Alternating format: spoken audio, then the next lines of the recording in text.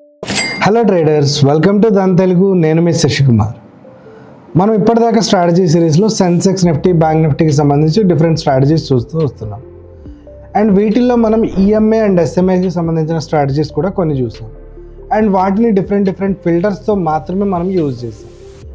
And మీరు కనుక గమనించినట్లయితే కొంతమంది ఈఎంఏ ఆర్ ఎస్ఎంఏని యూజ్ చేసి ట్రేడ్ చేసే ట్రేడర్స్ ఫేస్ చేసే ప్రాబ్లమ్స్ మనం ఈరోజు డిస్కస్ చేద్దాం. సో ఈఎంఏ అండ్ ఎస్ఎంఏకి ట్రేడ్ చేసే ట్రేడర్స్కి విషయం తెలుసు. ఈఎంఏలో మనం ట్రేడ్ చేసేటప్పుడు కొంత క్విక్గా మనకి ఎంట్రీ రావడానికి అవకాశం ఉంటుంది. అండ్ స్మూతింగ్ మూవింగ్ యావరేజ్ ఏదైతే ఎస్ఎంఏ ఉంటుందో దీన్ని మనం గమనించినప్పుడు కొంత లేట్ అన్నది రావడానికి అవకాశం ఉంటుంది. బికాస్ ఈఎంఏలో రీసెంట్గా వచ్చిన ట్రెండ్ చేంజ్ ఏదైతే ఉంటుందో పాస్ట్ ఫ్యూ క్యాండిల్స్ దాన్ని కన్సిడర్ చేయడం వల్ల ఈఎంఏలో మనకి కొంత క్విక్గా మూవ్ రావడానికి క్విక్గా చూడడానికి అవకాశం ఉంటుంది. బట్ ఎస్ఎంఏలో మనం కనుక గమనించినట్లయితే కొంత లేట్ అండ్ డిలేడ్ ఎంట్రీస్ రావడానికి అవకాశం ఉంటుంది. సో మీరు కనుక చూసినట్లయితే ఇలాంటి ఒక ఇండికేటర్ని మీరు యూజ్ చేసినట్లయితే ఏదైతే ఈఎంఏలో వస్తున్న ప్రాబ్లం ఉందో లైక్ త్వరగా ఎంట్రీ రావడం, అండ్ ఎస్ఎంఏలో ఒక కంప్లైంట్ ఉందో డిలేడ్ ఎంట్రీస్ రావడం.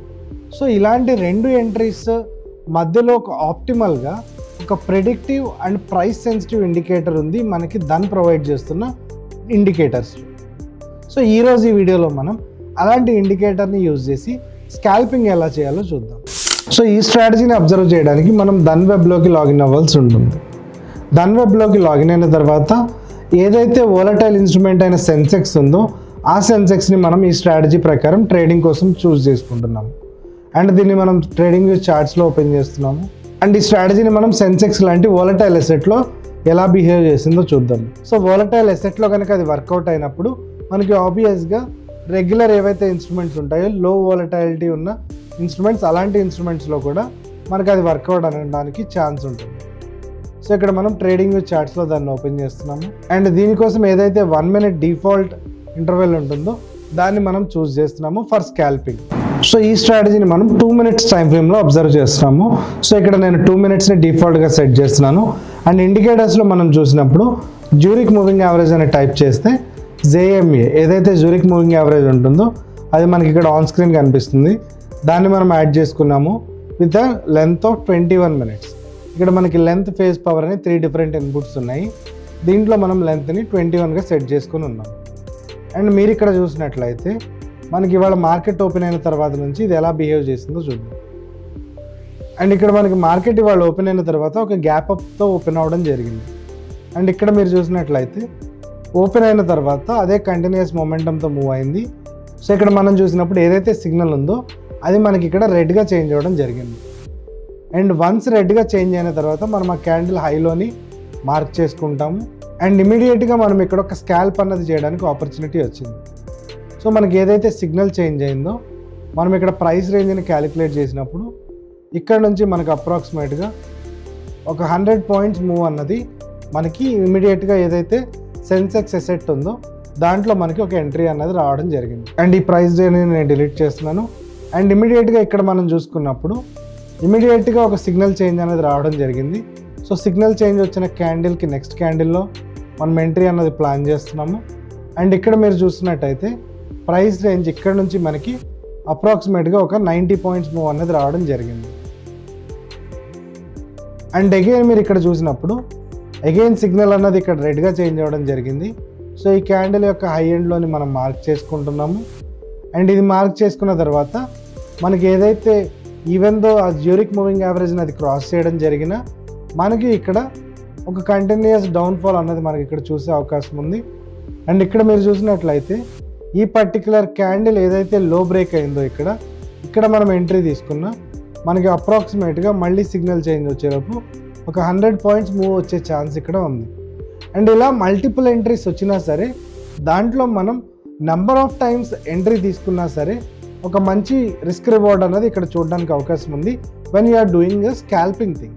సో స్కాల్పింగ్ కనుక మనం చూసినప్పుడు ఈ వాలటైలిటీ ఏదైతే ఉంటుందో ఇలాంటి వాలటైల్ అసెట్స్లో ప్రైస్ మూమెంట్స్ అన్నవి కంటిన్యూస్గా upside or downside ఉంటున్నప్పుడు మనం ఇక్కడ ఒక మంచి రిస్క్ రివార్డ్ చూడడానికి అవకాశం ఉంటుంది.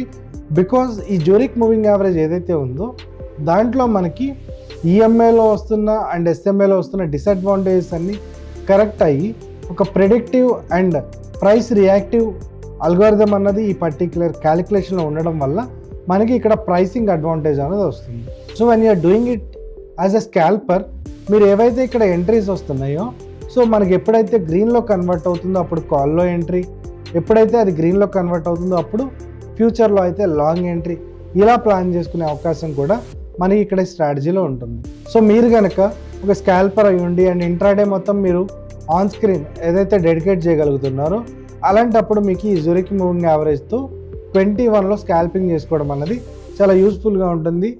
అండ్ ఇది మాత్రమే కాదు, మనకి ఈ పర్టిక్యులర్ ఏదైతే స్ట్రాటజీలో మనం ఆన్ చార్ట్ డైరెక్ట్గా ఆర్డర్ ప్లేస్ చేసుకునే ఆపర్చునిటీ ఉందో by using the స్కాల్పర్ option. So ఇక్కడ మీరు చూసినట్లయితే ఇక్కడ స్కాల్పర్ అన్న ఆప్షన్ ఒకటి ఉంది. సో మనకి ఇక్కడ ఏదైతే మనకి కాల్ అండ్ పుట్ ఆప్షన్స్ అన్నవి అవైలబుల్గా ఉన్నాయో, సో ఇమీడియట్గా మనకి ఇక్కడ రెడ్లో కన్వర్ట్ అవగానే ఈ ప్రైస్ బ్రేక్అవుట్ ఉండగానే మనం ఇక్కడ పుట్ ఆప్షన్ మీద క్లిక్ చేయడం ద్వారా ఇమీడియట్గా బై ఆర్డర్ అనేది ప్లేస్ అవుతుంది ఫర్ స్కాల్పింగ్ ఆప్షన్. అండ్ ఒకవేళ మీరు కనుక ఒక పాజిటివ్ మొమెంటం చూసి అప్ సైడ్ కనుక మీరు ట్రేడ్ చేయాలి అనుకుంటే ఇమీడియట్గా కాల్ అండ్ అప్ సింబల్ మీద మీరు క్లిక్ చేసినప్పుడు ఇమీడియట్గా కాల్ ఆర్డర్ అనేది ఎగ్జిక్యూట్ అవుతుంది. అండ్ ఇది మాత్రమే కాదు, మీ రిస్క్ రివార్డ్ని బట్టి మీరు డిఫరెంట్ ఆప్షన్లో ట్రేడ్ చేయాలి అనుకున్నారు. సో ఇలాంటి సందర్భాల్లో మీరు ఇక్కడ ఆప్షన్ని కూడా చేంజ్ చేసుకునే ఆపర్చునిటీ డైరెక్ట్గా మీకు ఉంటుంది by using done charts and scalper option. So ఇక్కడ మనం ఎట్ ద మనీ 1గా ఉంది.